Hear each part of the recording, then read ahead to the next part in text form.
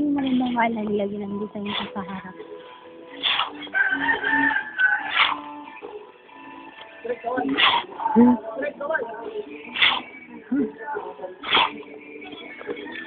Seryoso si Mang Greg. Kaway daw po, Mang Greg. Ang ganda po ah. Ay po magawa niyo na oh. Ganon-ganon. Ang ganda pong tingnan.